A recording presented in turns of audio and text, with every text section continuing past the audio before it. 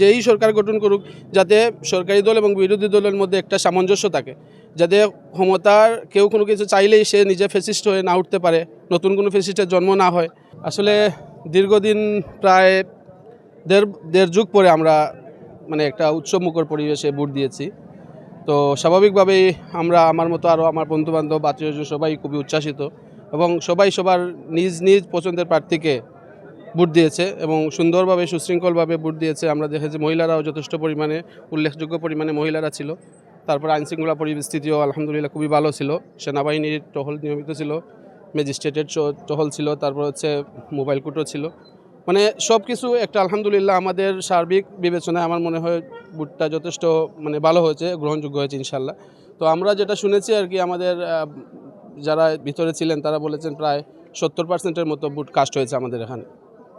তো দেখা যাক, সবাই আশা করি আমরা এখানে যেহেতু একটা এলাকা, ঘনবসতিপূর্ণ এলাকায় সবাই একজন আরেকজনের সাথে ভালো সম্পর্ক আছে, কেউ কারোর সাথে কোনো শত্রুতা পোষণ করে না এবং আশা করি যেই জিতুক সবাই আগের মতো সবাই বন্ধুবান্ধবের মতো একসাথে থাকবে আর কি, এটাই আমার প্রত্যাশা। আমি আসলে এই ব্যাপারে এখন বলা যাচ্ছে না, কারণ বিএনপিও যেমন বড় বৃহৎ দল এবং জামাতে ইসলামী সেও তার ফ্যাসিস্ট পরবর্তী সরকারের সময়ে যথেষ্ট পরিমাণে আলোচনা এসেছে।